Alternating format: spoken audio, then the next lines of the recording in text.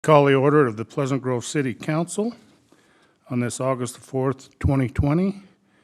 And we have all the council present here this evening, and along with your mayor.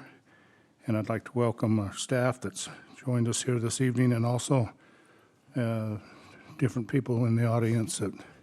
It's good to see so many here this evening. We usually don't have this many numbers, and remind everybody about social distancing and wearing a face mask when you cannot do that. And we'll start this evening by having a pledge of allegiance by Denise Roy, our finance director, after which our opening remarks be given by Councilmember Bullock. Denise. I pledge allegiance to the flag of the United States of America and to the republic for which it stands, one nation, under God, indivisible, with liberty and justice for all.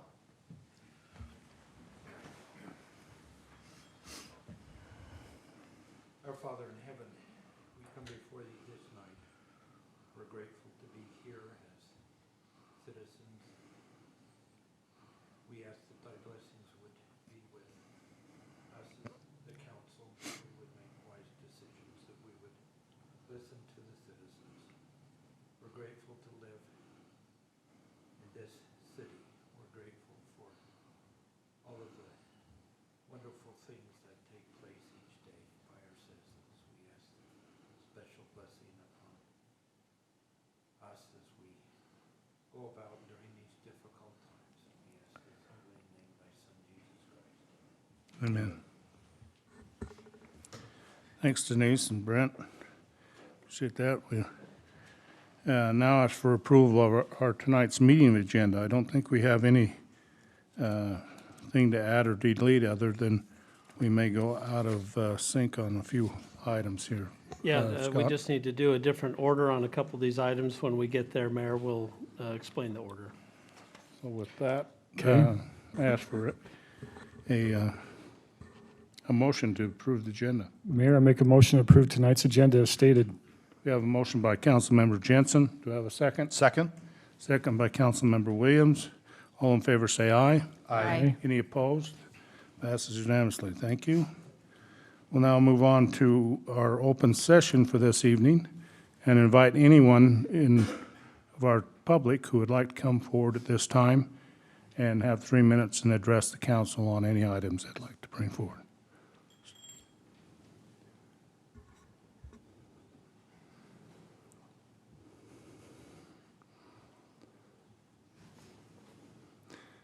First, I want to say hi, I'm Zach. Would you state your name? We know who you are, but just for the record. All right, is that okay? Yeah, I Yep. just turned it on. I'm Donna Jolly at 1380 East, 150 North. It used to be the worst road in town, but it's been completely redone. That's why I'm here. And Anna lives just east of me. I gotta take this out of my mouth. We went around to the neighborhood, and everybody on that street wanted to thank you, because they're all thrilled. I'm not the only one. They're all thrilled that the road has been done. They still haven't taken the signs down, but I don't know when they do the road closure signs. I don't know. They're still up on the top and bottom of the street. I don't know why. But the road is done, and it's wonderful. And they all say that, so I wanted to present it to you. Well, thank you. Thank you very much. Thank you. Donna, thank you. And Anna, thank you. There is one other thing I wanted to say. When I went around to the neighborhood with that, one of the ladies said that there was a question about her sidewalk, because they fixed sidewalks. I mean, they did a magnificent job on the road and the sidewalks and pipes and everything. And they were courteous and kind and thoughtful. I hope you have that company do all your roads. Anyway, and she said that they had a sidewalk where it comes just a little bit higher than the other one, and she says when she's out shoveling, she hits that, and it just about knocks her down. And I got thinking, is that the city's responsibility or the people that live on the side, by the sidewalk, this responsibility? Because I know there's a company that fixes that. So that's the responsibility of the homeowner. The resident. This homeowner's responsibility? Okay, because I found one on my sidewalk, I don't know, too. But I wanted to thank you, Correct. and I kind of gave up, so I haven't been here for a while. But I was. You gave up on us, We've Donna? missed you. We really missed you. Yeah, you're right.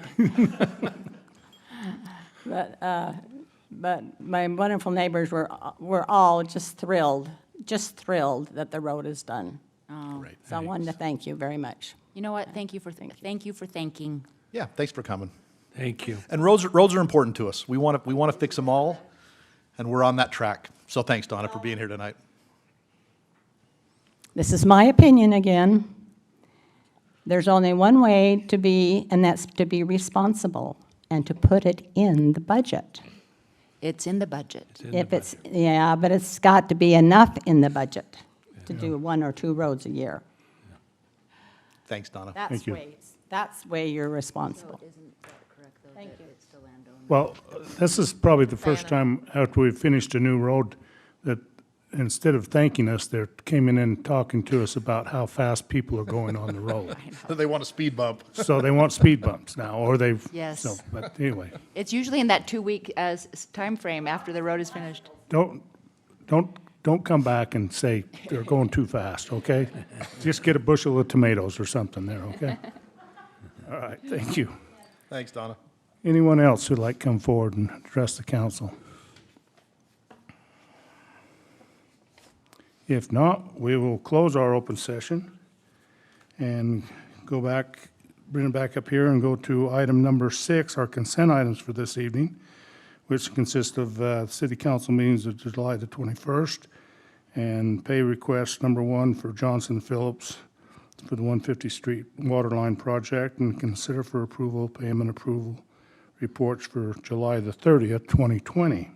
So that's our consent items that you've reviewed. If there's no other questions on those consent items, I'd ask for a motion. Mayor, I'll make a motion to approve tonight's consent items. We have a motion by Councilmember Williams. Do we have a second? Second. We have a second by Councilmember Jensen. All in favor, say aye. Aye. Any opposed? Motion carries. Thank you. Now move on to our board, commission, and committee appointments this evening, and we have an appointment on our Beautification Commission, and Director Giles will come forward and talk to us on this. I do not see the Vals here tonight, but Lorraine Montgomery, our chair, has interviewed them and forwarded that on to the mayor for their approval to be appointed to the Beautification Commission. I invited them to be here this evening, but they're kind of hard to get a hold of sometime on their phone, and so they weren't able to verify that, but we're glad that they were willing to be appointed. And so with that, if there's no other questions from the council, they live up in the out in the Northfield neighborhood. So do you want to wait until they're here, or should we go ahead and approve that? Oh, we'd like to put them to work, so. Okay. All right. Well, then I'll make a motion that we appoint Taylor and Emily Vowles as Beautification Commission members. We have a motion by Councilmember Anderson. Do I have a second? Second. And second by Councilmember Lamone. All in favor, say aye. Aye. Any opposed? Motion carries. Thank you. Thank you. Thank you. Thank you. Awesome. Thanks, Lorraine. We have no presentations this evening, and we'll now move to our item number 9, our public hearing item A this evening, public hearing to consider for adoption ordinance 2020-17 to amend City Code Section 10-9A-12 permissible lot coverage by increasing the 30% threshold for maximum total lot coverage by buildings, accessory buildings, and structures of each lot or parcel of land in the RR residential zone and providing for an effective date. Director Cardenas. Mayor, Council, as usual, it's a pleasure to be here in front of you guys. Just let me connect to the, can we do that, Tyler? Is it working? Yeah. There we go. Let me connect to the website, to the screen, and I'll be with you guys in just a second.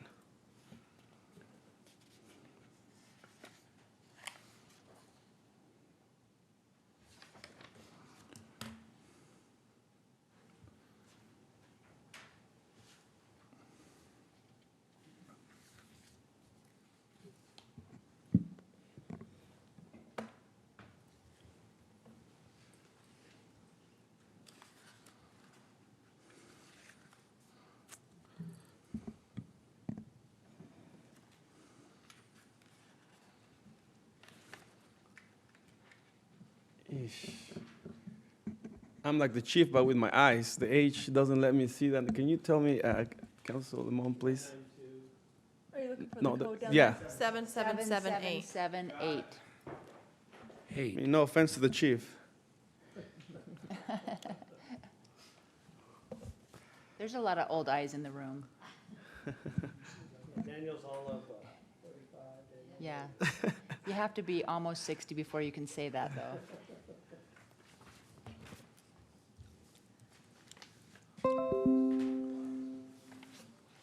I can say that because I'm almost 60.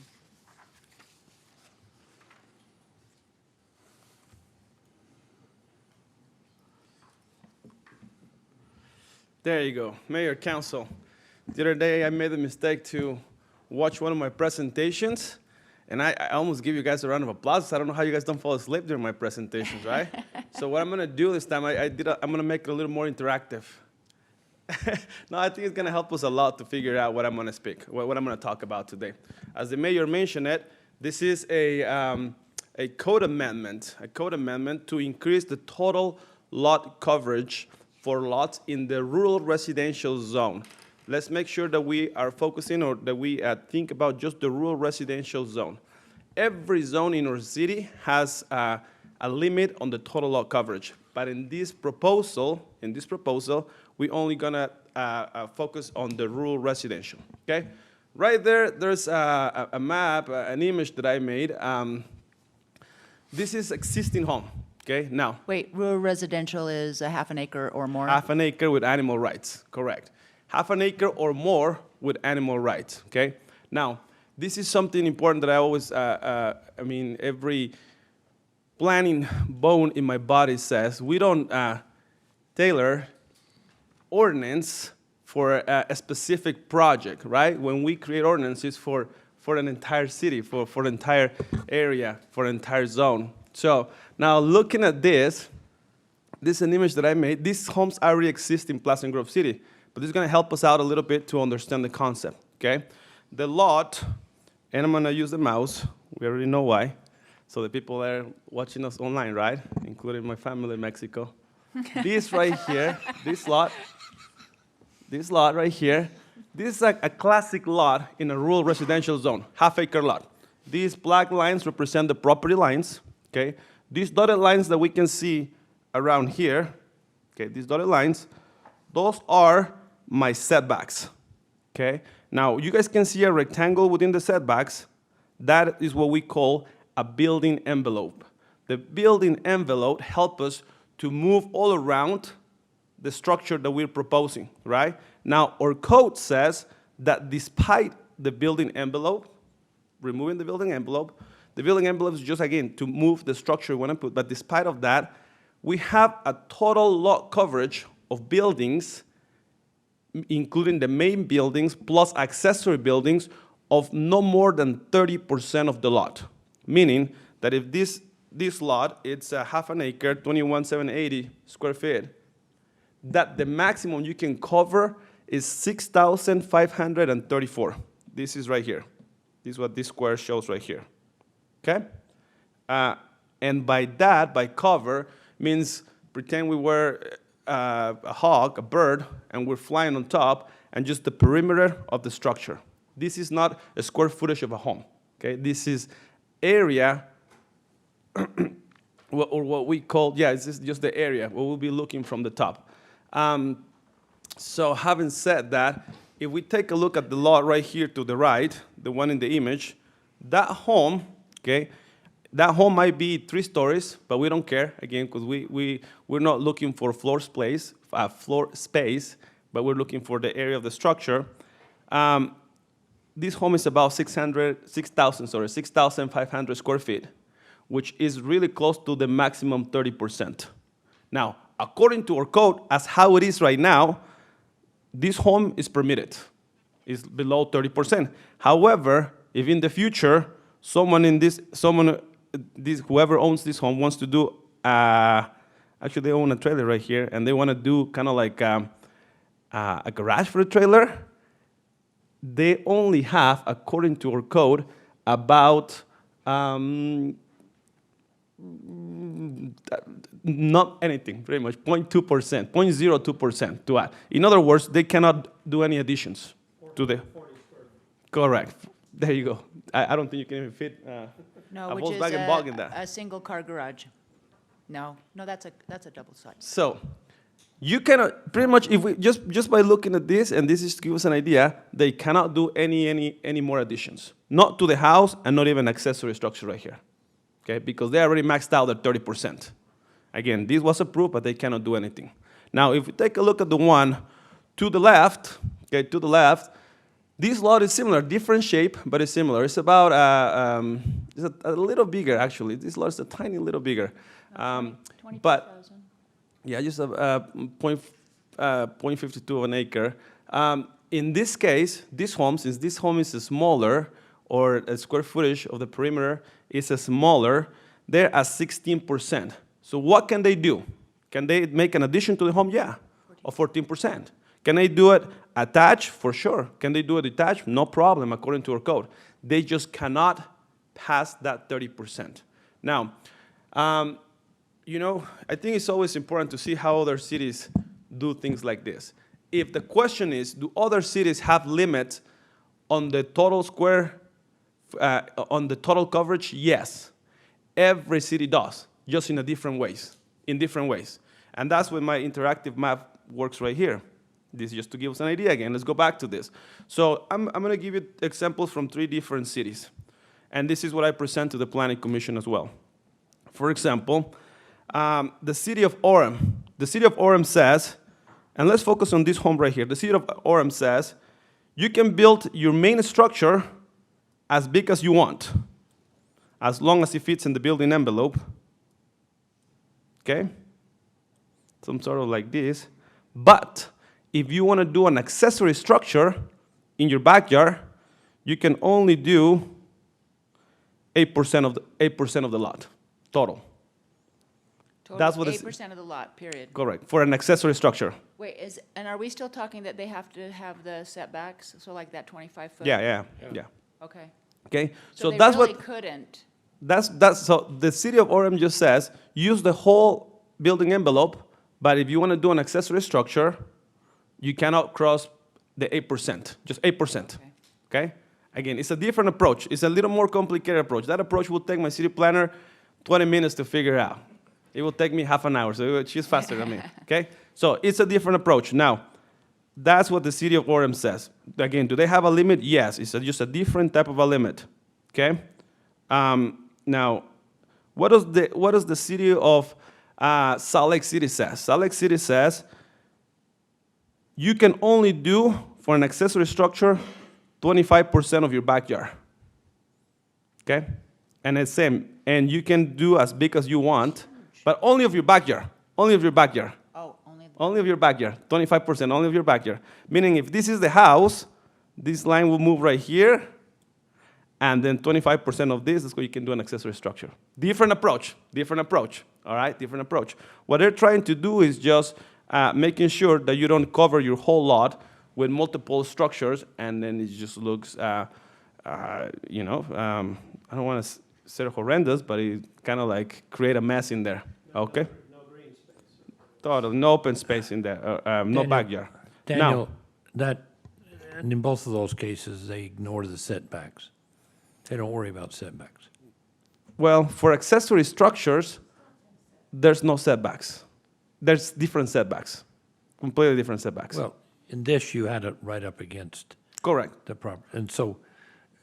The setback for accessory structure is 3 feet, 3 feet, 3 feet, okay. okay? 3 feet from the property line or 3 feet? From the proper line, Okay. okay? And Now, And height restrictions, yeah, we have height restrictions. okay. Now, our city, we're not that complicated, thank goodness. That's why it takes me 10 minutes to review this. Our city just says 30%, and we don't care if it's attached or if it's detached. I'm just gonna count the square footage of every structure right there and keep it under 30%, period. That's how our city says, 30%.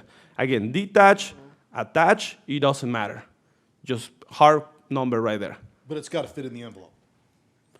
Yeah, it's got to fit on the envelope, okay?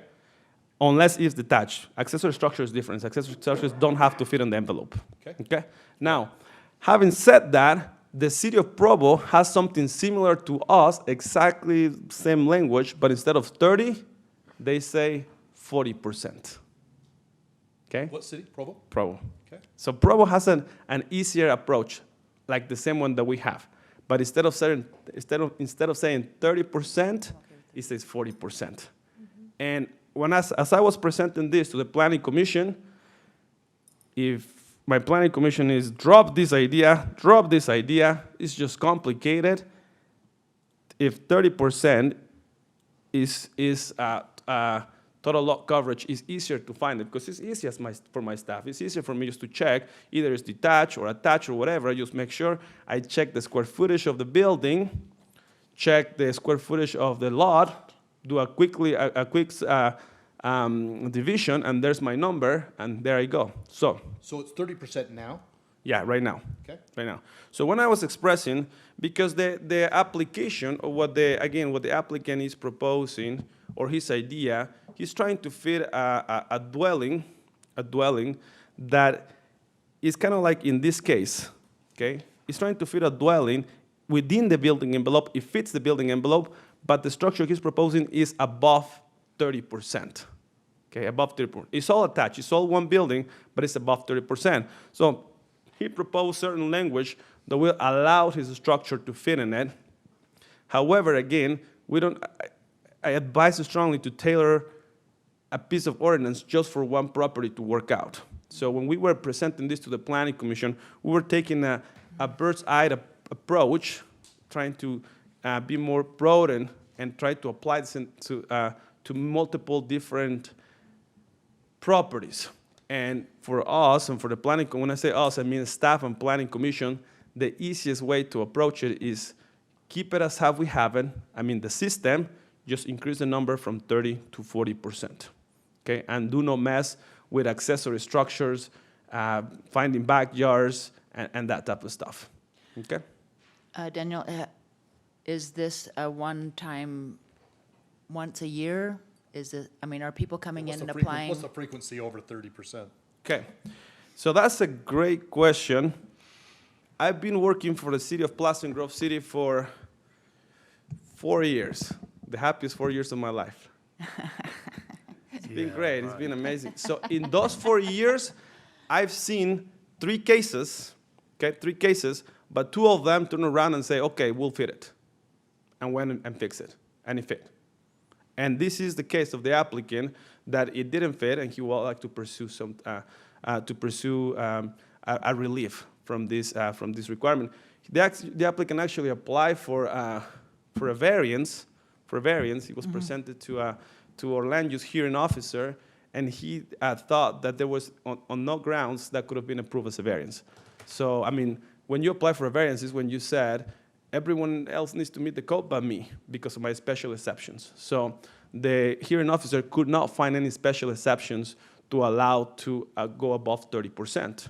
So the application for a variance was denied, And then the second step of the applicant was then to apply for a code amendment to change it for everybody. Okay.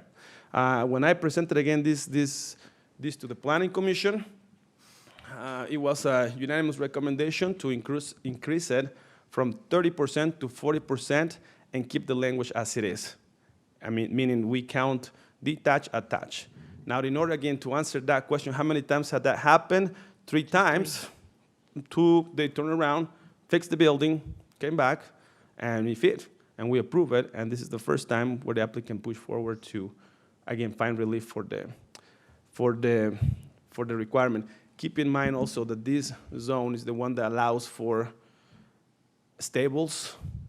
Okay, this is the zone that allows for farmhouses and things like that. This is a rural residential zone. That's what I have, Mayor and Council. I'm ready to answer questions if you guys have any. Any other questions for Daniel? Well, if not any other questions, before we open up for our public hearing, is the applicants here this evening? If they would like to add anything or make any comments, they're welcome to come forward. One representative.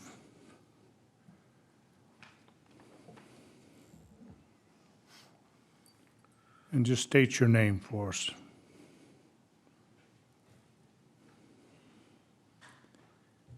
My name's Scott Dent. I am the special exception. I've been told that my whole life. I've tried to tell that to people my whole life. Yeah. Dad, your dad knows that well. Yeah. So just a couple of quick clarifications on the RR zone. Maybe Daniel can also do that as well, but to go with the RR zone, there's actually a 30-foot front and rear setbacks, and the accessory structures have to fit within that as well, correct? No. Or is it a size requirement? Is that what the problem is the height? Okay, if it's over 12 feet, though, it has to be within that 30-foot, right? No. Really? Yeah. Okay. Because I thought we were going to do the detached on the other lot, but we had to change it because it didn't meet that 30-foot setback. For that reason. Okay, so we can do that. Okay, great. Anyway, yeah, that's fine, that's fine. So I just thought that people were worried about green space and different things. Just so the council knows, as far as Daniel is concerned, we do, I've done a lot of research. I haven't found a city in the state that has the 30% requirement. All of them have 40 plus. Most of them, even in the county, I'd say probably a half and half, have no requirement or not. And so just kind of a little food for thought on that, just so that it's a little bit more clarification. Scott, what is your building going to be to? Is it going to be at 40 then, or? Yeah, so it actually will be at 38%. Okay. Yep, it'll be, I think, is that correct? 38? Okay, yeah, 38%. Thanks. But then all the other requirements, like the height and the architectural fit with the house, those are all the same. All right. Yep. No exceptions on anything that way. Just curious, what's the intent of the accessory building? So it's actually not an accessory building, it's all part of the residence. So it Okay. is a single residence. So it's attached? An It addition. is attached, yep. It's a single-family residence, it's not a business or anything like that, and it is Okay. attached. Okay. Okay? Thanks, Scott. Yep. Is that a necessary, something that would need to be in the code, that it was a part of the residence, or if that was a, Yeah, what's being Accessory proposed building. is attached or unattached is, Yeah, so that's part of what I was explaining, that we rather take the easier approach, that either it's attached or detached, we just cut it at 40%. So this is how the language, if we do the language like kind of like what the applicant proposed, it will be making difference between attached and detached and accessory buildings versus main buildings. What staff is proposing and talking to Planning Commission was just to do it like right here. Just instead of going 30%, just say 40%. including? And we'll keep applying the same rules, again, same rules with height, Setback. same rules with setbacks, same rules with everything's the same. We just go from 30 to 40. We keep it simple, 10-minute review, and out the door. And only in the RR zone? Only in the RR zone. This is only in the RR zone. That's why I said that from the beginning, only in the RR zone. Single family is still will be at 30%. Okay. Thanks, Daniel. My pleasure. If there's not any other questions from the council, I will now open up our public hearing and invite anyone to come forward and address the council on this ordinance change.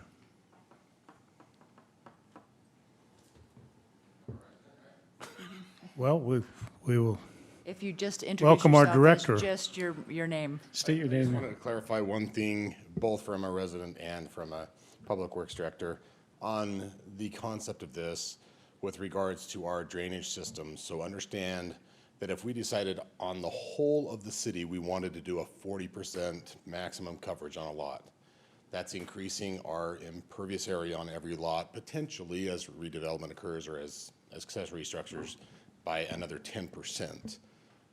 We would have to redo all of our master plans for storm drainage, upsize our pipes, accommodate that in our regional detention facilities and things of that. We're talking about a very small, the RR zone, which is very wide open. There's already larger homes there. I'm not too concerned about that, but as you start looking at it and say, well, let's apply to all of our zones, I would discourage against that. But as far as for the RR zone and in those zones, it makes sense. But that's my second. okay, thank you.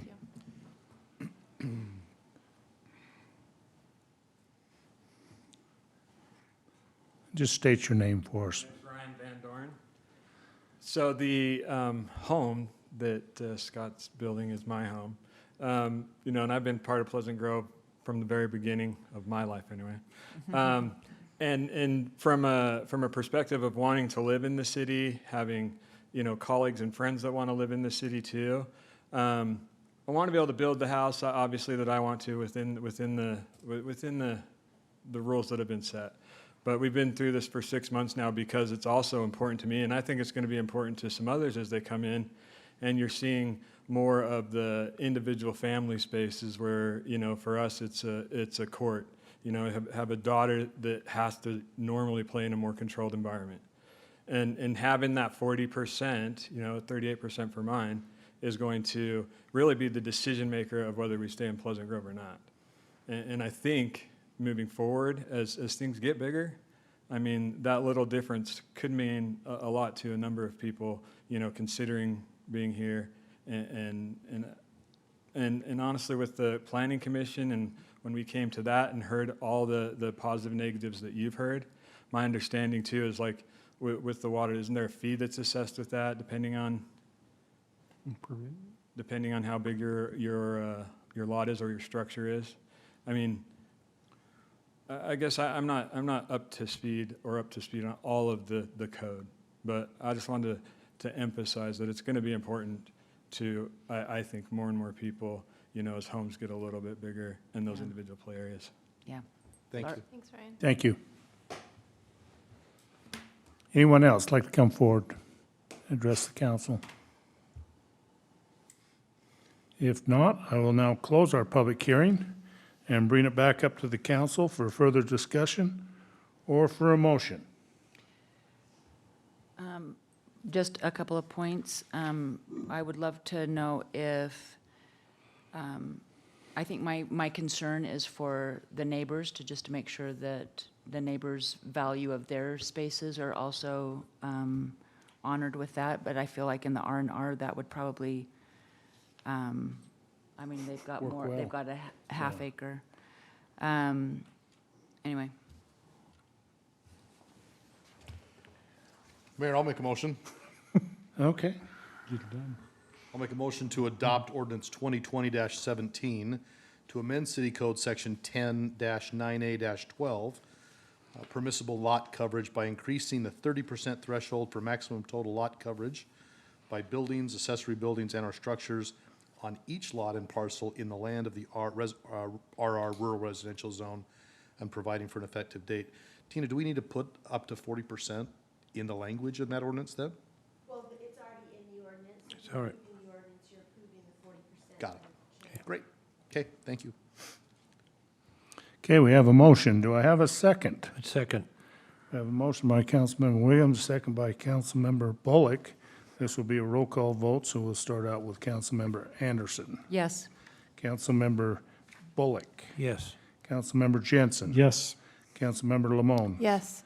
And Councilmember Williams. Yes. Thank you. Passes unanimously. We'll now move, that finishes our public hearing items this evening. We'll move right into our number 10A, our action items ready for vote this evening. 10A is to consider for adoption Resolution 2020-046, authorizing the mayor to sign an agreement between the Mountain Land Association of Governments, MAG, and the Pleasant Grove City for congregate meals and services for individuals who are 60 years of age and older. That pertains to us, Brent, so anyway, so. Only you. Mayor, do you and Brett need to recuse yourselves? And older, providing for an effective date. I'm joking. Director Giles. Mayor and council, this agreement comes to you about every 2 years. It is with Mountain Land and their Department of Aging. It's just our agreement that allows us to provide staffing to deliver the Meals on Wheels at the senior center, and then also to distribute the ensure that they provide. Just a note, since prior to COVID, we were doing about 40 to 45 lunches a day. We're over 100 lunches per day now. And it's a drive up, pick your lunch up, and head out. So it's really increased the last little bit. Dion, how much did you say before COVID? About 40 to 45 per day. And now you're up to over 100. We're over 100. And that's been something that's been noticed in Linden and also in American Fork, that the numbers have gone up with the COVID. Just because, is that because seniors can't get out and get food, or why do they think that increases? You know, I really don't know why it has increased. Maybe it's because they can't get to the, the grocery stores and those types of things. Maybe they don't feel as comfortable. So, but yeah, we've seen a big increase. It's been very beneficial. Senior center. Yeah, I love this program in our city. I actually saw a thank you note about that, and I'm trying to remember if that was on social media, but somebody said that they were so grateful for that. Dion, how does a senior sign up for the program, and is there qualifications that have to be met? Just the age, and then they need to call down the day before, and on our website, there's the lunch schedule, and they just need to sign up the day before prior so that they can get the meal made that next morning. But it's and get that it fast. here. If they sign up, they could get a meal within the next day or so. Yeah, the next day it will be there about 11:30, so. Okay. And then they just go down to and pick it up at the senior center. Correct. Okay. Love that. Thank you. Thank you.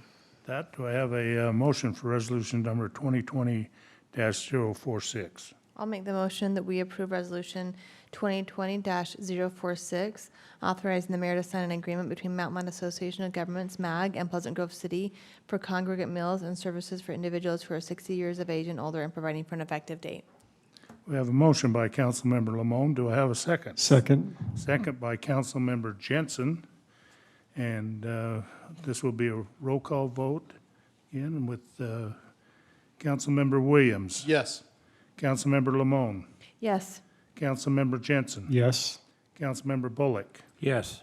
And Councilmember Anderson. Yes. Thank you. Motion passes. We'll now move on to item 10E. Is that correct, Scott?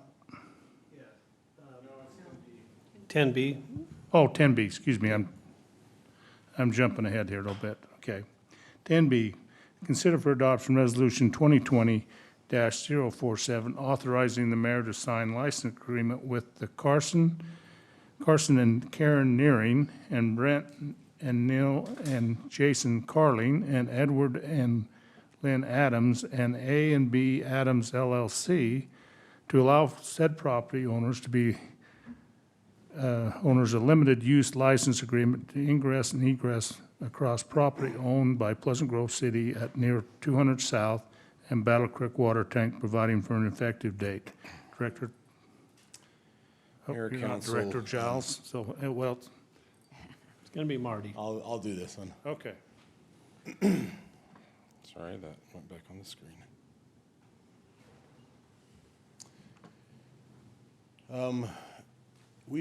You'll remember a number of years ago, we came before you with regards to a memorandum of understanding regarding our property up in Battle Creek, which contains our tanks. It contains Kiwanis Park area, and an agreement between us, North Utah County Water Conservancy District, and Rocky Mountain Power.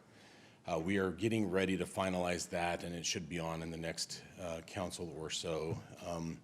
But one part of that is there are some private property owners that currently enjoy access across the city property and across North Utah County property to have access to their property. So these smaller parcels that you're seeing here are individual private property owners, and we kind of contain we're the front piece of that property that gives them access.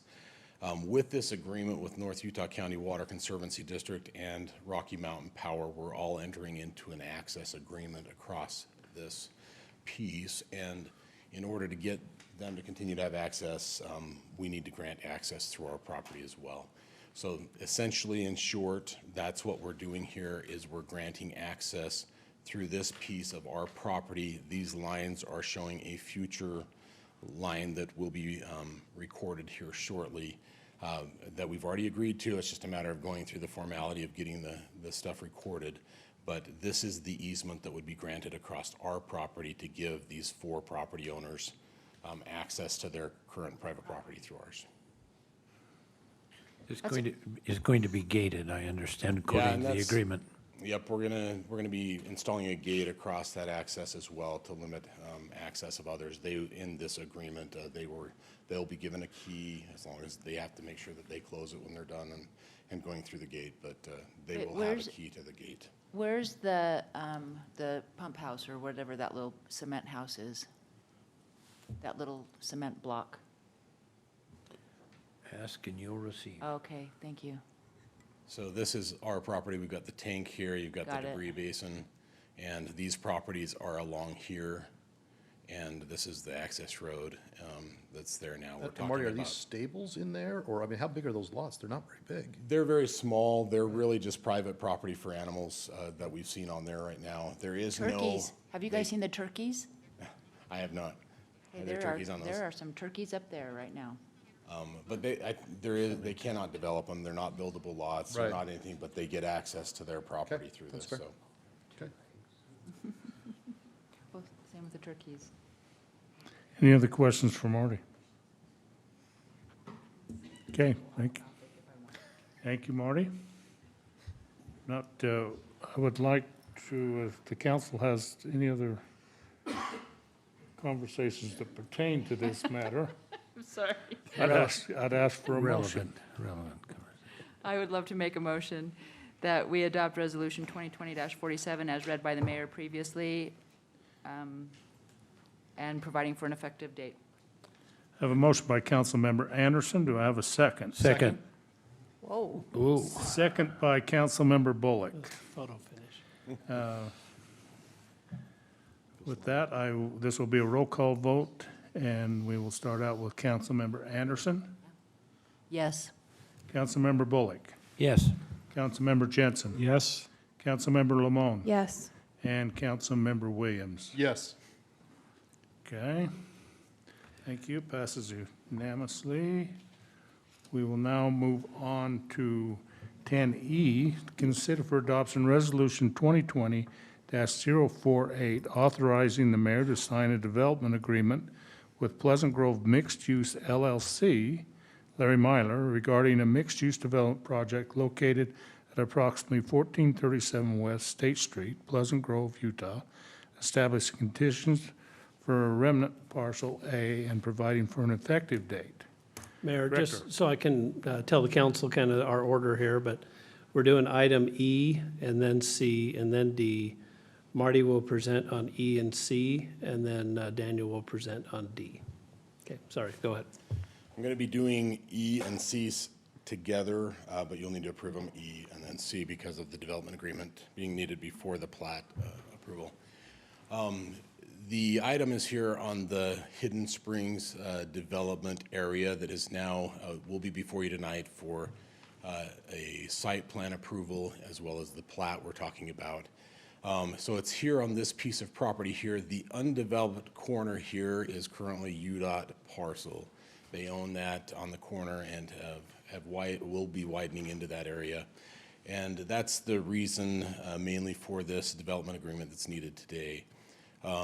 In the concept of the site, essentially the item on the site plan that you'll be hearing tonight will be with regards to this shaded area.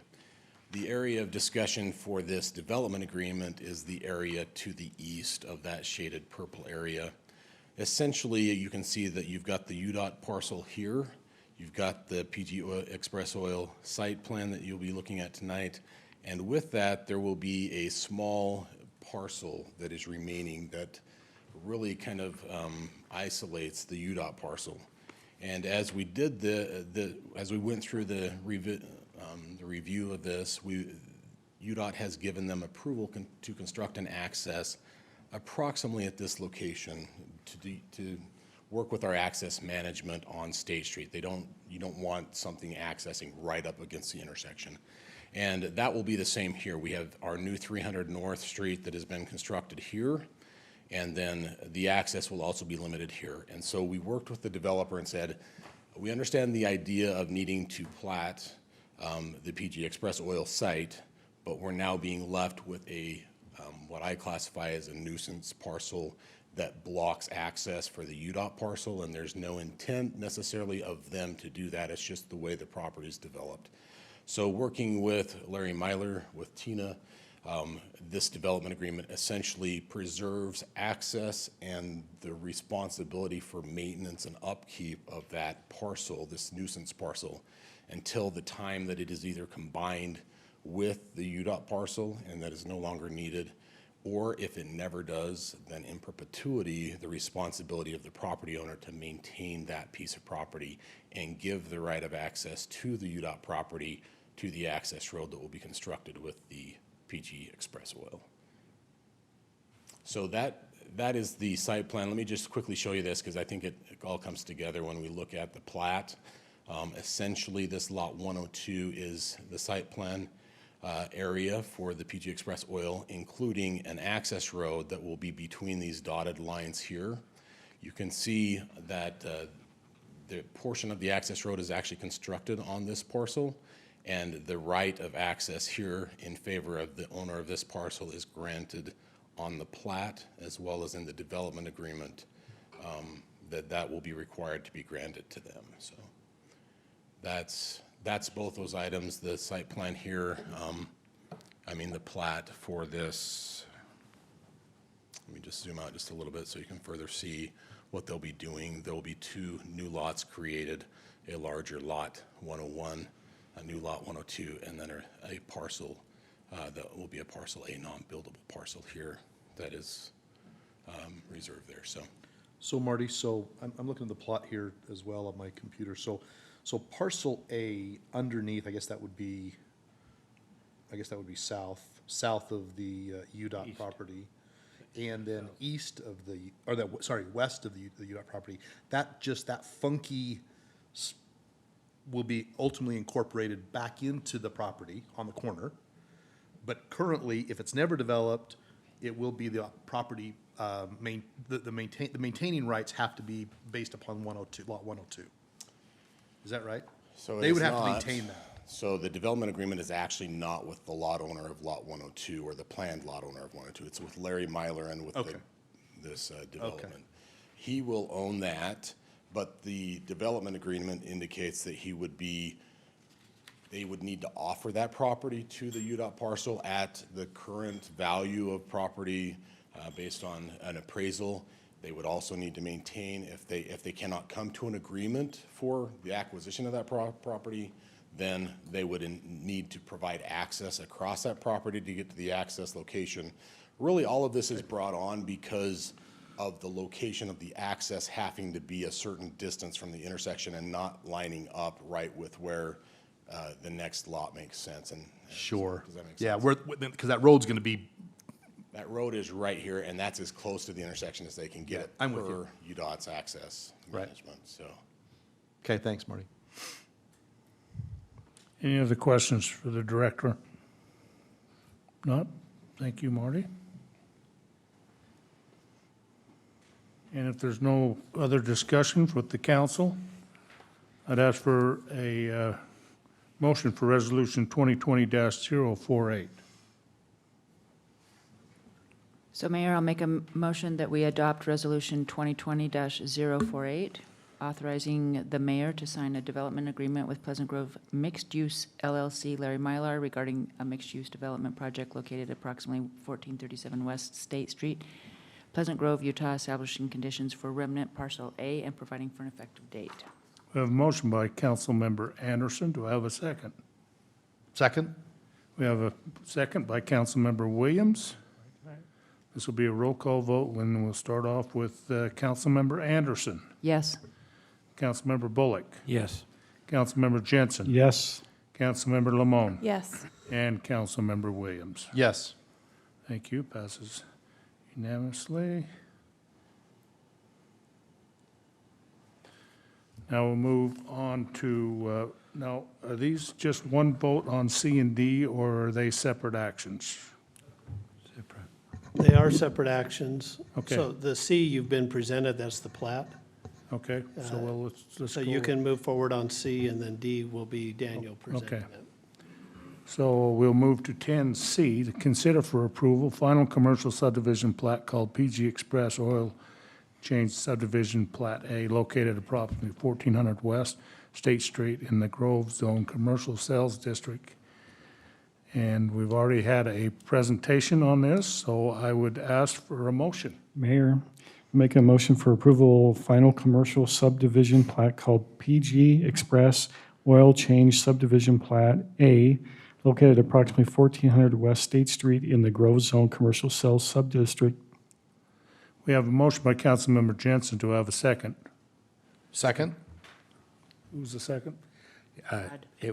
Todd, he speaks. Councilmember Williams. Sorry. With the second on that. All in favor, say aye. Aye. Any opposed? Motion carries. Thank you. And we'll now move on to 10D, to consider for approval site plan for a single-story, single-tenant retail tire center and auto service business on property located approximately 1400 West State Street in the Grove Zone Commercial Sales District.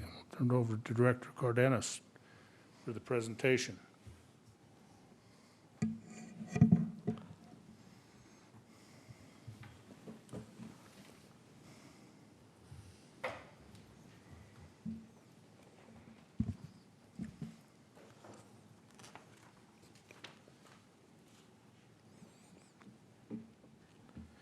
Mayor, council, I really feel like Marty already stole my thunder, right? So he presented the plan, so that's the frame where this actually site plan is gonna happen. And as the mayor mentioned, this is for a retail center and auto service project. It's called a PG Express Oil Change, but again, it has a heavy retail component. And maybe the applicants can talk a little bit more about it when it's their time.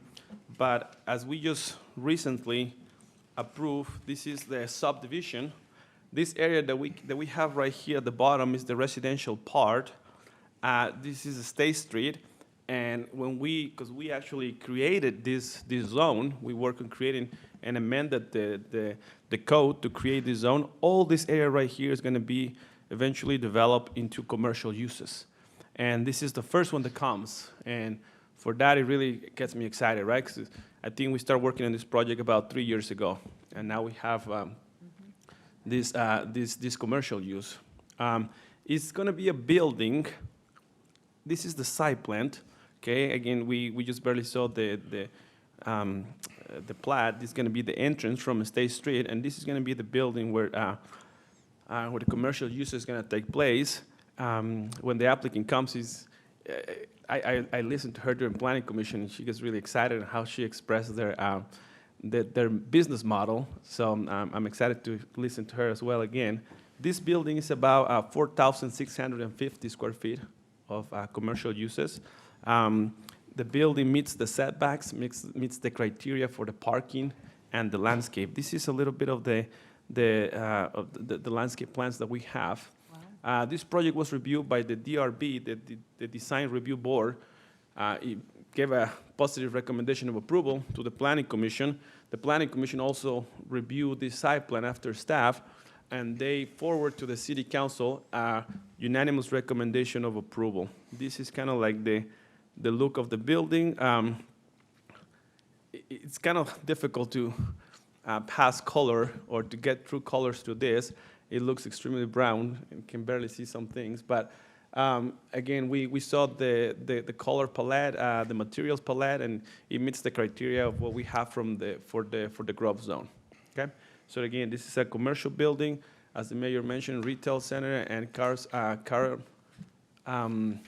auto service type of a use. This is what I have, Mayor and Council. Any other questions? Thank you, Daniel. My pleasure, Mayor. If no other discussion with the council, I would ask for a motion for 10D.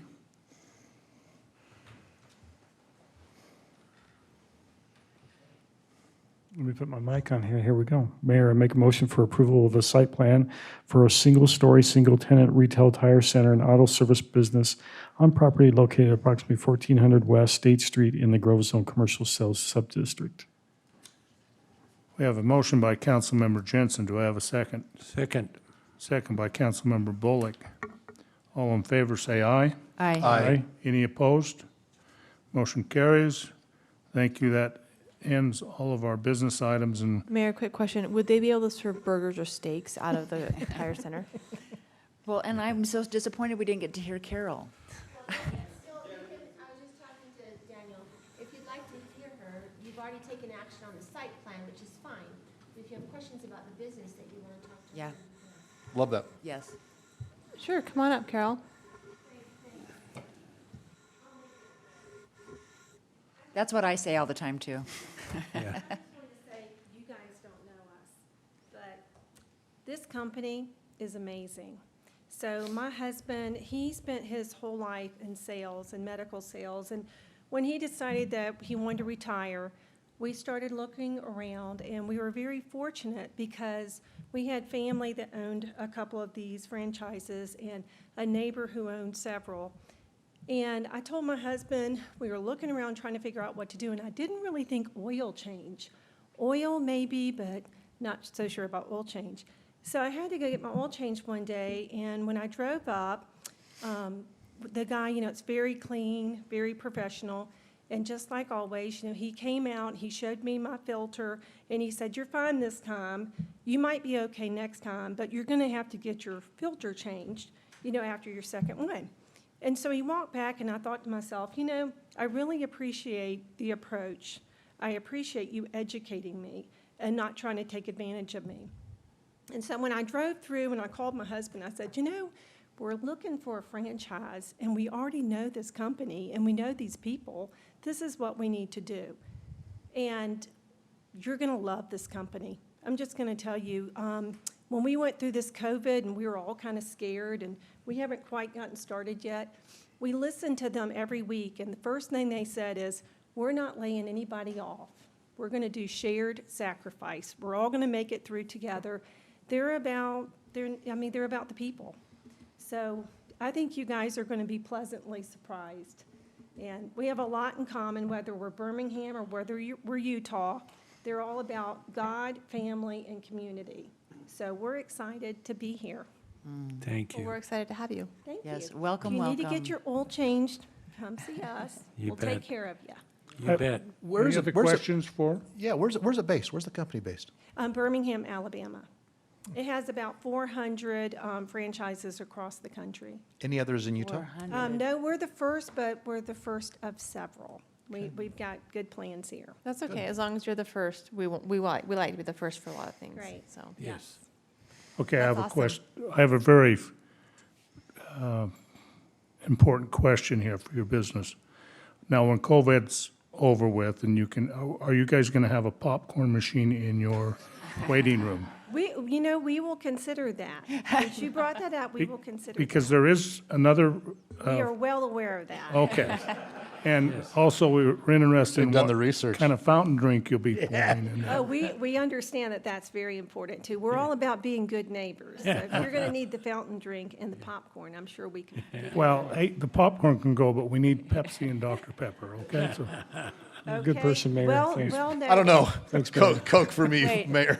So, Well so is noted. Alabama where that beautiful accent comes from? Actually, it's Savannah, Georgia. Okay. Oh. Yeah, Oh, but my beautiful. husband has, we've come here every single year, and my husband always wanted to live in Utah. So my mother passed away at the age of 95, and he looked at me and goes, "Can we move to Utah now?" Oh, I was like, I "Yeah." love Wonderful. He's that. from the West Coast, so. Yeah. Well, welcome to Utah. Thank you. Yeah. Thank you Welcome. very Thanks, much. Carol. Don't lose that accent. Oh, We're- I'm sure. We're happy to have you here. Thank you. Appreciate Carol, it. what is your timing, by the way? Do you know? We're gonna hopefully, break ground, middle of September, and then we hope to open the 1st of March. Okay, Yeah. Fantastic. wonderful. Thank you. Welcome, welcome. We appreciate it. Thanks for Thank coming. you.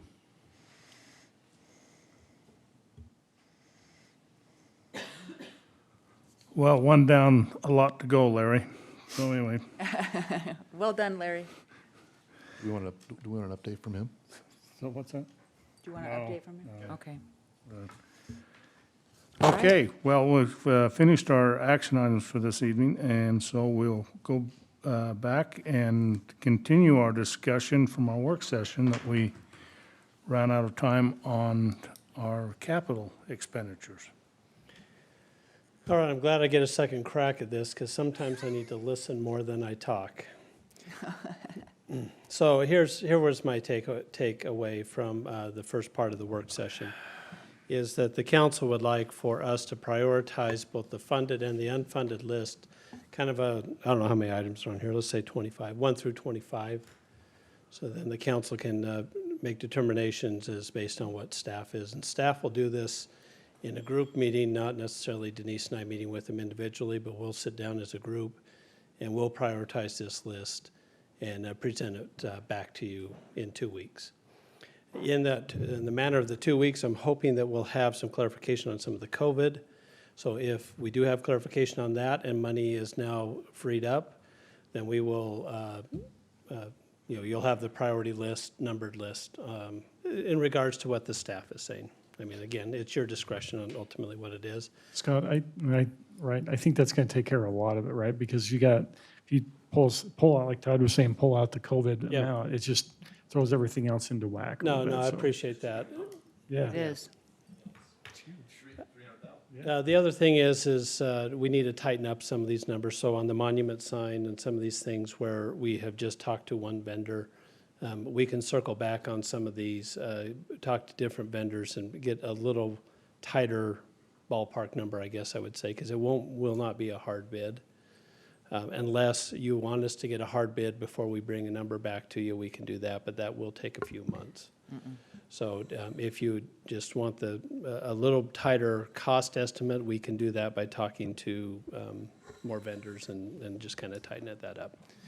So that's my takeaways. Is there anything else I need to have prepared for you? Council, Sounds good. that make you happy? We're always happy.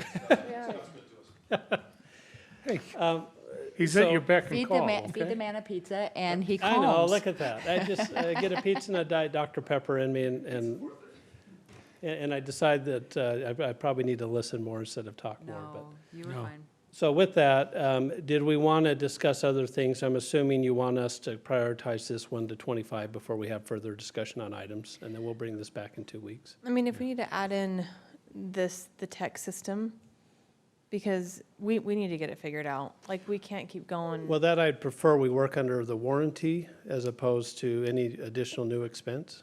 Is that But what if you're we talking need to about? change companies, I don't know if there's a cost to that, or we can. Oh, yeah, we'll work on it. We can look at that, but we probably won't have a number for that in 2 weeks. Okay.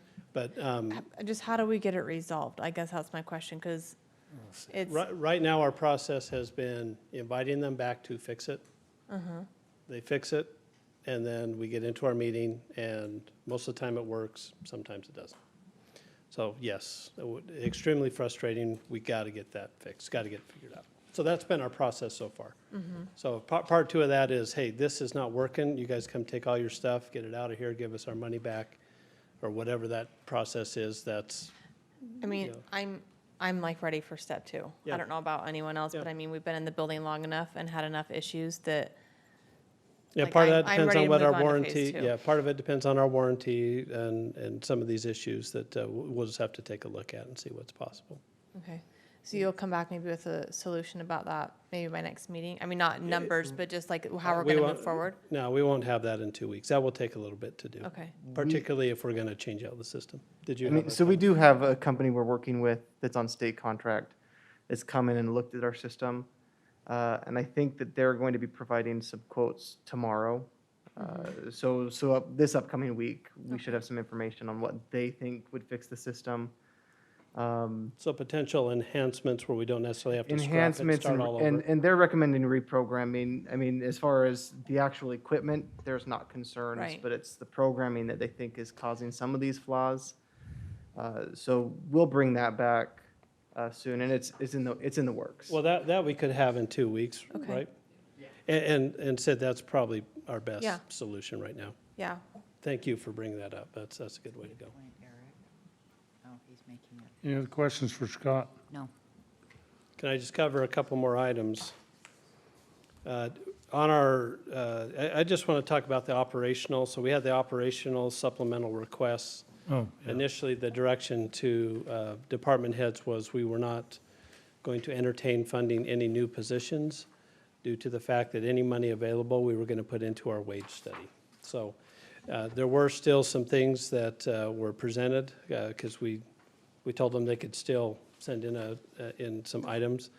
But if you look at the list here, and again, that's either online, if you have it on the Dropbox, or some of you have a hard copy. The operational supplemental requests funded. So these are things, for instance, the community development position. This is already in the base budget. They were just requesting that they could take the money last year that was in their budget that they did not spend and move it into one-time money so that we could update our general plan. So that is no additional cost in our budget, but that's just more of a procedural thing. So that's something that Denise worked on to get done. The generator at $2,000 in our building budget is something that we can absorb into the budget, so we're going to move on that. So we did fund that one. And then the admin secretary, the $20,000 there, that was some of the money left over from the change in dispatch, and that money is now going to be repurposed into a code enforcement officer. So those were the three things that we were able to accommodate at no additional, a $2,000 additional cost into our general fund budget outside of the salaries that the council approved. So there were a couple other requests here that at this point, particularly due to us funding salaries at a decent number that we just recommended we put off for another year. So are there any questions on the operational supplemental requests? Just one question. So the part-time admin secretary, we saved money from the dispatch, and then we repurposed it for the 2021 code enforcement. So what are we funding? You're funding the code enforcement officer. Okay. And so that 20,000 initially was going to be earmarked for some secretarial staff to help answer phones. They have found since dispatches left that for the most part, they've been able to handle that through a calling tree and other Okay. mechanisms. Okay. And so I said, hey, let's take that money and get it into code. That's where we need it. That's where our need is, so. Okay. That's what we did on the operational. And then I just typed you out a list of the focus and execute projects. So these are projects within probably the last year and a half, the projects that we've completed. Now, if you go on the website right now, it's not completely updated, and that's really a function of me getting on there and updating this stuff. But we reviewed this, the department heads have reviewed this. So these are the things we've completed recently. The deer mitigation, digital planning and zoning permits, electronic court filings, the employee newsletter, the employee recognition program, and the wage study, an electronic timekeeping system, removal of the Beck home, and internal emergency management training. Now, there is still a bit on the emergency management. I know Sid and Todd had a couple questions on our plan that has been a few months ago, and I just need to circle back with you guys to review that with you. But we created the group me, and then we had a brief training, if you remember, on what to happen if we had an active shooter here in the building. And then these are currently in process, and most of these we updated you on Wednesday. Some of them we did not. So some that we did update you was the code enforcement employee, the pickleball park, the monument sign, the medians, the pipe plant development, the cemetery development, and the filters on the secondary system. The ones we didn't update you were the photo directory, and these are all in process, meaning they're still being worked on. They're not completed, but hopefully soon. So the employee photo directory, the Daniel reviewing conditional uses, which is actually ongoing and probably shouldn't be on focus and execute because that one probably does not have an end date. Yeah. The downtown committee, which we did a little bit of work on a while ago, Eric and I, and we've kind of hit pause on that one. Denise is in process of certifying the PAFR. We're not too far off on that one. The improvements to the G is things right now that we've had discussions with the Forest Service and working with Lisa Young. That one right now is kind of in standstill based on the Forest Service not being excited about having full-time lights up on the G. And then the public facilities asphalt plan is something that we put in on the back burner, but in essence, that's a plan to take a look at some of our parking lots and things that we need to redo over time. Any questions? Aren't we close on the filters? Yes. So they're like this Okay. close, but They they weren't are. completed, so I didn't put Yeah. it on the completed, but Marty's report on Wednesday was that we are really, really close to having And those is the done. Forest Service opposed to new cement as well, or just the lights? So when the mayor and I talked to them a few months back, it was the lights. We didn't talk about new New cement? cement. Is They that di- part they of di- They didn't the, want something permanent up there that the deer could get into or things that could cause problems, and so the lights weren't something they were interested in. I'll continue my discussions with our local representative from the okay, Forest Service. I don't know, that's just what they said. they don't, There's lights now. I think by making it permanent, it probably Would be- mitigates the problem. Well, they haul the lights up whenever they when we light them. pulled No, no, the no. deer, No, the lights are there. Are they? Keep The them lights in are there they and keep the them in engine is there. underground. Oh, really? They bring fuel. yeah, they hike fuel They hike up to fuel. Oh, so the, it's The the generator's fuel up that bring there and the Yeah. lights are Not there. the actual Yeah. lights. They're up there. Toxic gasoline. They hike, 16-year-olds hike hiking. up the mountain at 9 PM. I think. and 11 p.m. I think to the mayor's Just to be point clear. this is probably a mayor level thing to re-engage with the Forest I'll Service. bring you with me. Okay. You tell them. Let's start mitigating. Okay. He'd probably say, well, I didn't know that. I so know, and that'll- there will be no lights. Thank you so much for making that public, Todd. Just strike all that from the record. It for is what it tonight. is. Now, and after Wednesday, and after we get our capital projects situated, then we'll update this list, add the new projects on there, take the ones off that we've completed and update all that. But we'll want to wait till the funding is verified from the Thanks, council. Scott. That's all I have. Just ruining the city left and right. Anybody else need to beat up on Scott tonight? Hey, for what it's worth, I don't feel beat up on. No, I don't feel understand like that we're beating up. No, I want to, I've been doing this I just hit my 20-year mark, and so maybe I'm Wow. starting to enter into curmudgeon status, and so I've got to temper myself every once in a while and just take No, a couple no, deep We're breaths. just getting him broke in. Yeah, There you go. that's right. Yep. Hey, it's an old dog, new tricks sometimes. So he's got another good 20 years with us. That's right. Okay, we'll now move back to our staff reports. And let's start with our police department. Chief, do you want to come forward?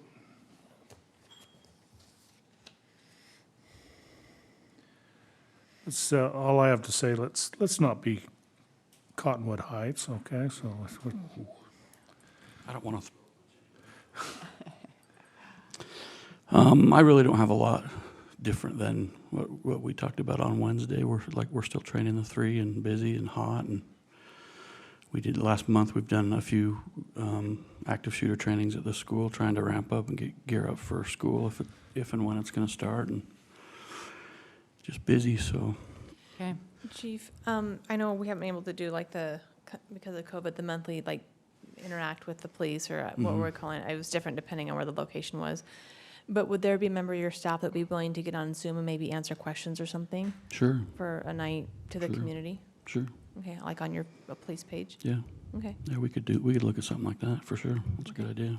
all right, awesome, thank you. Chief, I like the social posts, keeping the Yeah. community Yeah, we talked informed. about that in our staff meeting this afternoon. We're gonna ramp that up a little bit now, and It's important, especially now. You know, we all appreciate what you're doing, but it's good to know what you're doing and how you're doing it, and Yeah. those type of things. The active shooter in the junior high was timely, and it was good, and probably really appreciated by the residents. So Yeah, thank you. thank you. getting ready for that, so. I think there can't be there can't be too much communication. Yeah. And so just keep Yeah, rolling with that was the focus of our staff meeting today, so we'll pick that up a little bit. And Yeah, that's Yeah. great. we're trying to get our Instagram up and running. When we had Austin with us, Austin was Yeah. the one that set up the account, and when he disappeared, the password disappeared, and now he can't remember it. And it's a pain to try to start a new one when you're already using your credentials that are logged into one. So we're trying to get that worked out, and we'll figure it out. But Does Austin really not remember? he doesn't. Okay. Yeah. So.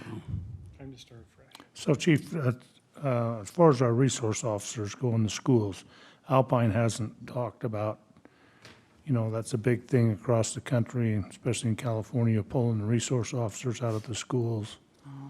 And for defunding our police, but. Yeah, I had a meeting with Alpine School District last week, and it wasn't mentioned at all. I mean, Okay. Alpine School District's very supportive, and they're still full figured bore it with would law be. enforcement, and, yeah, Okay. they're full bore getting back together, so. Whatever California's doing, let's do the opposite. That's correct. We're looking forward to it. We've got him ready, so Okay. Who Who is it going to be this year? it's gonna be Chris Ruiz this year. Oh, Very fun. nice. Yeah, so, They'll do great. yep, he will. He'll do awesome. That's right up his alley, It is. so, Okay, thank you, Chief. thank you. Thank you. Chief Thomas. Steve Britton's still here. Steve Britton. Right? That was Martin we lost. Yeah, but Steve Britton's still with the city, right? Steve Brenton is still with us, correct? Yeah. Okay. Stalwart Steve. It's 100 degrees outside, but I'm sitting next to Chief Roberts, who runs a little warm.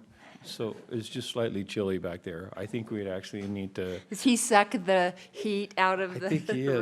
room? I think he's just pulling it in. I don't know. The fire department's in good shape. We don't really have any issues going on. The guys are working hard, and they're staying safe. And we're seeing a pretty significant increase in COVID-positive patients. And we're seeing some interesting things where we're having to transport those patients, whereas before we would try and get them to drive down in their own vehicles. But a lot of these patients are now not being as forthcoming as they could have, and making us believe that they have no other way. So we end up having to transport them and stuff. It's Wow. been an interesting experience. How do you protect yourselves in that? Well, we of course have full PPE. Okay. So before we even approach the house, then we've got all of our PPE on, and so we're pretty careful that way. And then we limit the number of personnel that are directly Okay. exposed to it and stuff like that. And then the rest is all decontaminating and time-consuming. Okay. Hence the need for new ambulance. Yes. Sounds like a great case for us. So here's the real thing with it, is the ambulance that we're using to transport, and this is just a sidebar, but it's interesting to me, so I'm gonna share it. The ambulance that we're transporting with is a 1994 box. It may be on a 1914, or 2014. Yeah, Good 1914. idea. That's an old rig. A 2014 chassis, but the box is a 1994. And it doesn't have any kind of air handling system in it. There's no filtration system or anything in there. And so that kind of creates a real hazard for our people back there, where all modern ambulances have HEPA filtering systems that are changing that air multiple times as they're going. And so we have zero protection back there with the guys. So it's a good excuse for us to need a new one. I concur. Thank Wow. you. Thank you. Daniel, do you have any more for us tonight? We always appreciate hearing from you. You're one of our star presenters. And I love that you're a celebrity in And you multi-countries. even got handouts here for us tonight. Yeah, the rap sheet. Awesome. This is how you guys can start helping me with my multi-level company that I just started. Just make sure it has to do with tacos. Multi-level tacos. We're gonna keep bugging you about the taco shop. I don't see Chick-fil-A on this list. So I just have the rap sheet that I promised you guys I was going to give you a hard copy. I also, on Wednesday, after we had a retreat, I uploaded online, and there it is, a couple new projects, and we're excited. Hey, Daniel, where is the Granny Bee's cookies? Are they on here or is it under a different name? They're in. They're But, off. but they haven't opened yet. Yes, Yeah. because they don't have to do a project. I mean, they don't. This That's is just right. for But- it's a business license situation, and they haven't. But do we know when they're officially opening and going to be open to the public for, someone was asking for a friend. I'll. Daniel, I went by there today. They're still working on inside electrical and all that, so it's gonna be a little bit, so. So the rap sheet usually has new projects that are coming in for new buildings. When Oh, just for new buildings, so that would never be on there because it's an existing. correct, because it's just if they submit for something, it will be for something that we call a TI, a tenant improvements, kind of like improvements on the inside, and then just occupy the building. So Okay, so we don't, It's a maybe like pro- a month or so for them to open? you know what? I don't know the exact time, but I can do some research Okay, and you can tell your friend the information okay, I'm I going to share with will. you. I'll let her know. Okay, Thank you. anytime.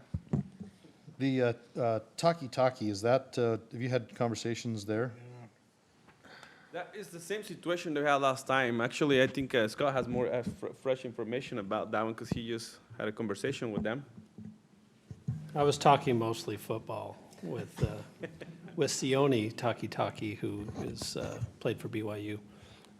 There's no immediate plans for him they're gonna see how the iceberg shakes out but I think they're excited to be here. And by looking at the lines, they're doing fine. So hopefully that will move them right along. Good. Any development on Captain D's? Yes, a big one. So I just had a meeting, was it last week? Yeah, last week. So the project is there, it's already been approved. They haven't started working on it. There's a possibility that another company will take over. Now the company is Dutch Bros or Dutch Brothers. It's a coffee. Is it Bros or Brothers? Brothers, thank you. Yeah, bro. Instead of the If you're- Captain D's, Yeah. Pleasant Grove Boulevard. Yeah, so that coffee place may take over that project. According to the conversation I had with them last week, was that if the new site plan that they're proposing that goes on the same side is completely different than what we have approved, so it will have to go back to the process. I mean, because it's different buildings, a smaller building, different concept, everything, so it might come back to you guys. But I guess the owner of the land is working with whoever's gonna come to the place, and if one of the other is gonna happen, either Captain D's or the coffee shop. They don't know yet. We need a restaurant down there. Yeah, for sure. Okay, thanks, Okay, Daniel. thanks, Daniel. My pleasure. Public Works, Marty, you wanna? Sid, while he's walking up here, do you remember when we started that this was like this? Yeah, we got a staple in it, 2 pages. We got a staple, 2 pages. Progress. Public Works is moving forward. Things are coming to a close. We're finishing up 150 North. Hopefully, the construction signs will be down for Donna tomorrow is our final walkthrough for the project. So we'll be going through that, making a punch list, and once that's done, I'm sure they'll remove all the construction signage. In heavy construction on 1300 West, we've kind of talked about all these just this last week, and everything's still moving forward. And I'm happy to answer any questions. So. Okay, hey, I had well, I guess it was a neighbor, but he was a few houses away, up on 600 West. The person's driveway we've had shut off for over a month. Yes. So if we could expedite anything there, he'd sure like to get his camping gear out of there. He's kind of We have down a in the meeting hole. with them tomorrow as well. I believe they're trying to get that finished up this week, and they'll Okay. be moving down to 1000 South, so. And then those signs up on Donna Jolly's Road, do we just need to grab those, or are those ours? So we have a final walkthrough tomorrow. We'll be Okay. talking with the contractor. That'll be part of their punch list of getting them out of there, but I'm sure they're kind of off the road, but Okay. they're still there. They'll move them. Okay. And then filters, So the filter project is, we still have one meter that we're trying to get finished up. And we're working with the manufacturer on an air because it was supposed to be fully waterproof and they didn't send us the one that was waterproof. So they're gonna have to send a contractor out to come and fix that. And that'll finish up that project. So I think that's the last thing we have to do other than kind of tying everything together. because where are we at with our water usage right now with how hot it's been? Everything's, we had some pretty high usage. I reported the last city council meeting. It seems to have dropped a little bit over these last few weeks. It's not quite as high. We're not right at our peak turnout volumes. And so, but it's still, you know, this year, because we had 100% allocation out of Deer Creek, because it filled all the way up with the runoff from the upper basins that filled it, then we're okay this year. Okay. But we have very low flows out of Battle Creek and Grove Creek, or have had this year, a lot less than normal. And so that all plays together in the end. Next year will be kind of the big question, what of a winter will we have? We don't have any holdover water. This year we had 500 acre feet of holdover water, which is about 8 or 9% of our total water. So we used a couple hundred acre feet of that this year, but next year we won't have anything to kind of lean back on. If we have a bad winter, we'll have to have those discussions a little bit early in the spring when we kind of determine the best way to move forward. But right now, it's positive. I wouldn't go out and say that we have to not water the garden yet, but definitely if we do get a dry year, a dry winter, we may have some concerns next year of what we'll need to do there. So. Okay. Doesn't historically Battle Creek come up in August and September? Yeah, I think it's still even lower than normal. Our flows out of Battle Creek have been significantly lower than we normally have. The runoff was very weak. We didn't have a lot of snow up there, and it really kind of died off fairly quick through the month of May and June. Yeah. And so it's picking up now to where we're getting a little bit more out of Battle Creek, which is great. It always is, but it's not where it's normally been. We're normally in the 3 to 4 second feet, and right now we're just under 3. So it's not quite as high as it normally is. So. Okay, thanks, Marty. We appreciate you guys, all that you do for us. Thanks, Marty. Yep. Library, Sherry, do you want to come?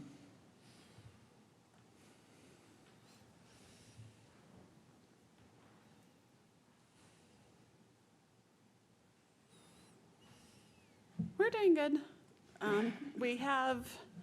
We're trying to figure out how we can do Harry Potter responsibly this year.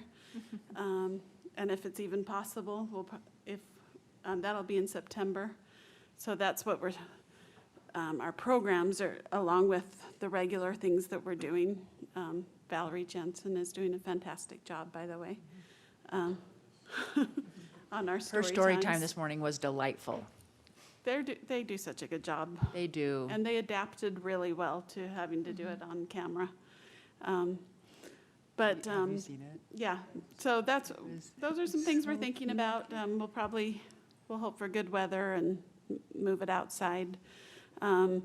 Thinking of using the space that's the new lawn area over on the east side of the library. So it'd be nice if the road and those stumps were done, so we could use all of that, but I wish there was a way you probably won't could be in- launch people off the corner, the ramp. That could be some That could kind part of of Harry Harry Potter Potter. thing. That would Sure. be Harry Potter-ish. Yeah. Yeah, but we're doing good. Okay, thank you. Actually, where will the grass be Thanks. at that point in September? Is that going to be walkable? Oh, yeah? Okay. Tyler, come forward and tell us how the rec center and your programs are all doing. Tyler, can you remind me the day that you guys opened after COVID? Day we opened after COVID. Like fully reopened? I think 17th or May- something. pretty close to May around 17th? May, No, it was before then, because we opened before it went yellow. yeah. I remember having an update about May 8th, and I think it was for May 10th.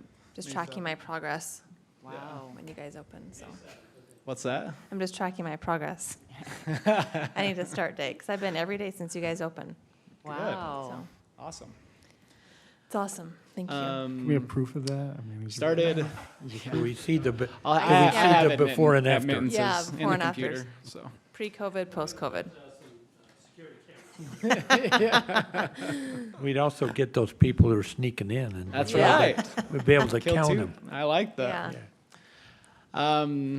It was a hot weekend to start soccer. So we So started hot. soccer this last weekend at the junior high. Such an amazing sight. The things that I get joy out of is just, I was out there helping all the kids set up we got some new goals this year that actually look like soccer goals. We've had the same goals, like posts in the ground for like 30 years. And so finally we got soccer goals that look like soccer Wow. goals. And so they were really appreciative of that. And we're working with there's two new assistant principals there, and they've been awesome to let us store those goals on the northern tennis court and lock those up. And so we don't have to take them down every time. And so Nice. they've been really good to work with. So that got going. I'm getting a lot of staff coming back now in preparation for fall, because that's when we start to come indoors and get busy with our Funshine preschool, some of our enrichment programs, and all of our sports program. Flag football is coming right around the corner, fall softball, second grade basketball, volleyball.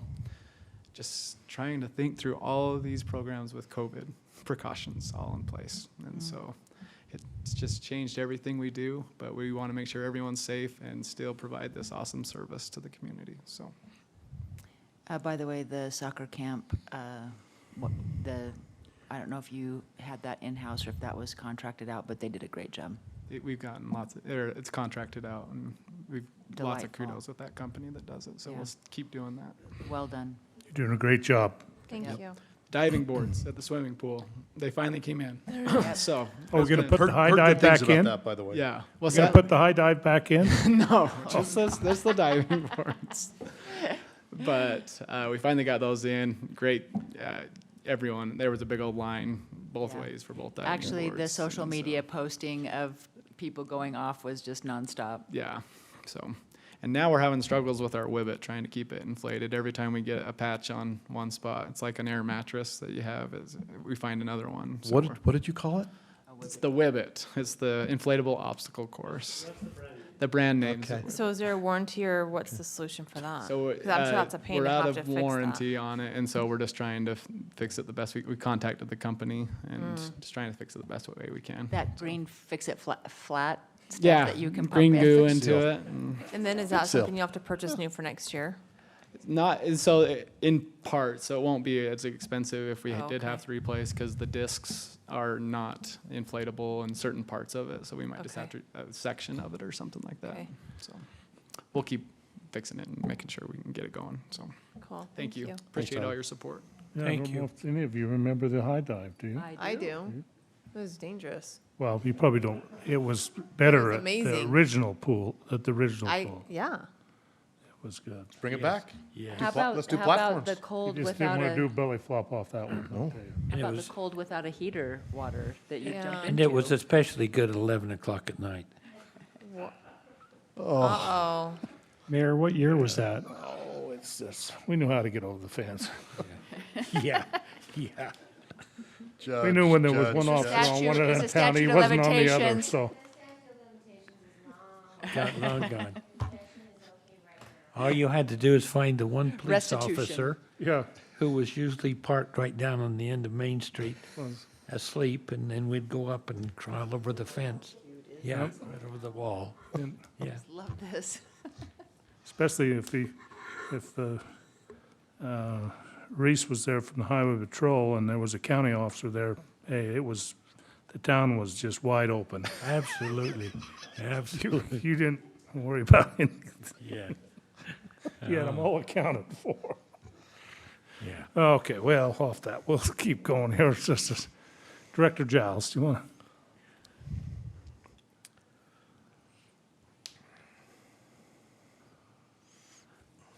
So I lucked out, I had keys to the pool. So, Well, yeah, and there was no security cameras back then.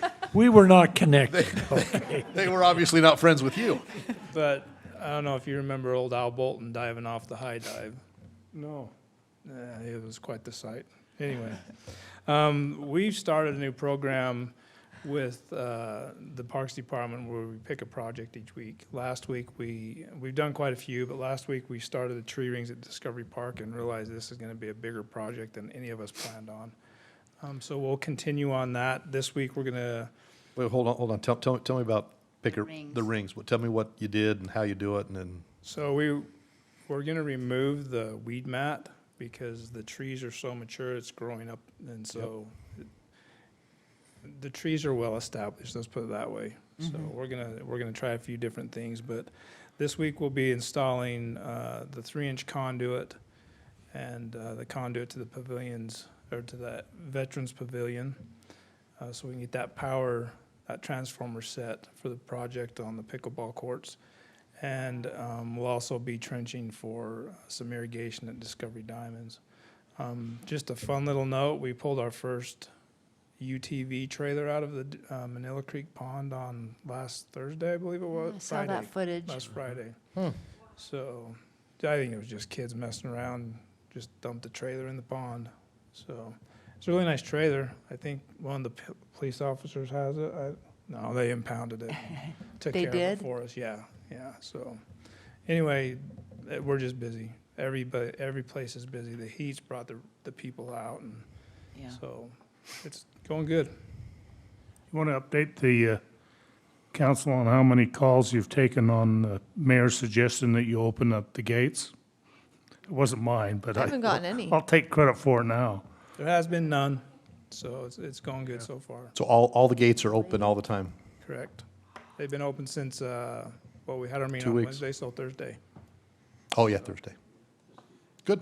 I'm just gonna drive through just for fun. I am too. On my way home. I have a few park Gonna guys that honk did, and I just think. speed right through Honk, there. honk and speed, past certain people's houses.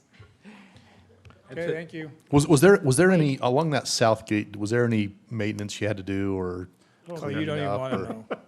Tell me There was about one dump truck load of, blackberry, and they Yes. weren't thorns, they were thorn blackberries. Yes. So, yeah, they got cleaned out. So they could open it I up. figured there had to have been some cleanup there. That's my neighbors, and they've been growing for, seriously, at least 30 years. I don't think Kenny was too happy with me. He figured on like a 5-minute project going out and unlocking the gates and opening them, and it took him a few hours, so Yeah, it's good for him. yeah. I heard about it from him. Well, Denise, do you have anything else for us tonight? No, I think I'm gonna stay really busy reporting on COVID with the county. Money, Well, money, Denise. You and Peter will be like brother and sister when this is over with. I'll have a new friend, maybe, I don't know, maybe we'll be friends at the end, but it'll feel like I got another auditor, I think. It's gonna be fun, we'll get there. So Kathy, do you have anything? Loving the new office, my big office. Yes. It's really nice in there. It's kind of noisy. Is it, Imagine. is the air conditioner working better in the old, so, like temperature-wise, are we noticing? Well, I think so. I mean, Kyler's in the meat locker. He's the one that tends to run a little colder, but He prefers it that way. it's just depending on whether Tina's cranking it up or I'm cranking it down. I honestly have not touched the thermostat in weeks, so Yeah. it's doing fine.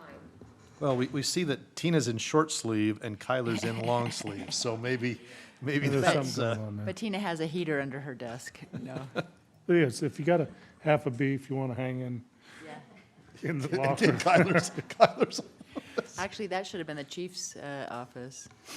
Anyway. So, well, Tina, do you have anything else for us? No, I don't have anything to report, just we're busy and handling things like we normally do, and we've got quite a few new grandma requests.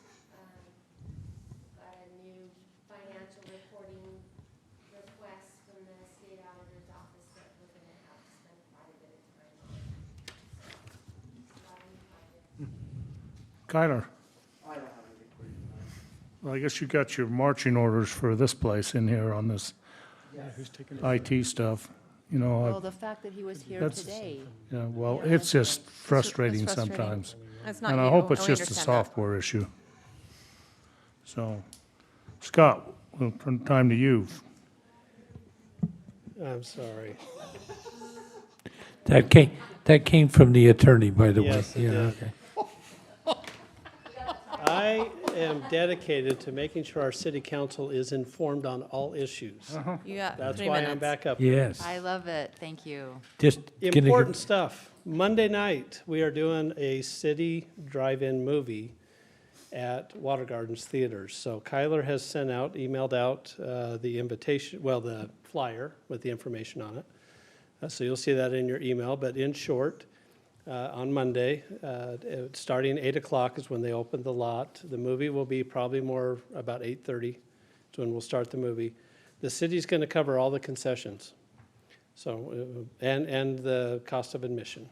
So the employees just need to show up in their car, park, go in, tell them they're with Pleasant Grove City, get their concessions, and then we'll settle up at the end of the day. So this is in lieu of the picnic and swim party that we normally do. We figure if we do this, we'll be a little bit safer on our distancing. I'd really hate to hold a city event that we spread and we Become a lose hotspot. employee time. So we figure this is a good compromise in order to do that. So just wanted to let you know that, and Mayor, they'll have a PA system there so that you'll have an opportunity to address the employees. Is there a way that the city council can be involved, either with like, kind of helping with the concessions, because we usually serve and kind of interact with the employees, is there a way that we can be involved? Yeah, in fact, Kyler mentioned to me that maybe one of the ways is when employees come in, Water Gardens has somebody there that points them in what direction they need to go, because there's 4 different screens that they have outdoors. And maybe the council, I mean, we can give them an information sheet which tells them about the concessions and kind of what to do. If the council wants to hand those out, I mean, that would be one way. I would recommend that you just get there a little bit early and as employees come in, you know, probably wear your mask and just come around and say hi to employees. That would probably mean a little bit more to them than just handing them a sheet of paper, but. So there's 4, so you're gonna, We're actually only one screen. Sorry, there's 4 screens, but we're reserving one screen just for our employees. okay. The movie's Empire Strikes Back, which is a classic movie. It's the You know, best one A lot of of the us have seen original it a lot of series. times, but we were trying to find something that the nostalgia appeals to me, as that was my generation growing up, but also my kids, I think, would appreciate it. And so we have a limit of 100 cars. I don't know if we're going to hit that or not. That'd be great if we did. But we think it's going to be a nice, fun evening. It will be a little bit of a late night, but that's our plan. So that's next Monday. Thursday next week is Summerbration, which is that the 13th? No, it's Tuesday. No, wait, yeah, it's the 11th, right? Celebration. Tell me what day that Thursday. Isn't it Tuesday, the 11th? Or It's not on Tuesday, no. It's on Thursday? Yeah, it's Thursday the 13th. Okay, got it. Yeah, Thursday the 13th is Summerbration, and I believe that's going to start at 3 o'clock to dusk. And Ryan Walker, who sets all this up, she's arranged for food trucks, for a band. They'll have vendors there, so you can come and look and buy stuff. 3 or 3:30? I think it's 3 to 9 is what it has listed. Most people don't necessarily get going until after 5, but When it starts cooling down a little bit. yeah, and probably be a little bit warm. But it's gonna, if you've been in the past, it's a great event. It will be of the same ilk of what the chamber did a few weeks ago. We'll probably have more people there just in the sense because we will have some vendor booths. The county regulations there's a few, so talk to Ryan just before this meeting, and there's a ton of things that we have to do as far as providing masks and providing notice, making sure people are, not making sure, but at least signs out telling people that they need to social distance and whatever. So we want to make it a safe event, follow the county rules. But I think we're all lined up. Ryan's done a great job, fantastic to work with, so. And we've had a little space that we've kind of sat and gathered. I don't know if we want to still have our little, haven't we just had a little canopy where we've sat. Yeah, we've under. always had a city canopy. So maybe the chamber could have just a one and we could just sit under there for something or, anyway. Yeah, you just talk with Ryan, and if it's, because there are requirements on spacing. And she's So probably at normally her the limit. booths are right next to each other. They do have to have space in between each individual booth. So Got she it. might be a little bit limited on space Got it. in regards to that. But We have- again, that will be a great event. We have the tent downstairs. We had already. ours up out of the, Yeah, well, if the council wants to do it, let us know. We just need to arrange that with I Ryan. say, yeah. I would like to. Okay. So we'll set up the canopy, so you guys will have some shade, and then we can have a sign that, Pleasant Grove City or We whatever. handed out water last time. I think that's right. Okay, I'll arrange that with Ryan, and we'll get that situated. That's all I got. Oh, I'm so excited for that. We can do wipes and toilet paper. well, it's back to you, council. Sid, you have anything? Just if we could, why are you looking like that? You guys don't think that we read those like expenses? I read it. We read it every time, line by line. No, just kidding, not line by line. But I noticed that, and I asked Denise for the numbers, that we're spending about $36,000 on postage, newsletter, mailing out bills. And I'm wondering if there's a way that we can reduce that maybe by the end of the year and get more people to go paperless. And if we can reduce that cost, just because everyone is online now and through email. But it was about almost about $36,000. Yeah, we can take a look. Not everybody's online. There are still people, particularly those that are a little bit older, that definitely prefer a hard copy newsletter and a bill. And I'm wondering if those we can just save on postage, because that was a huge expense, was to have those at the rec center, the library, the senior center, so we can just cut those costs. Yeah, we'll take a look at what that looks like, and so if we can break down exactly what our costs are, what's utility bill related. Sometimes we send out notices, special mailers that Yeah, we and that was do on as a there. city, yeah. Cindy broke it up. Okay, so. Yeah, she did. She broke it up Yeah, like line by Denise and I will take a look Okay, at that and see that'd what be we do. great. Yeah, and then just celebration, and thank you for concert in the park. The last one is this Sunday.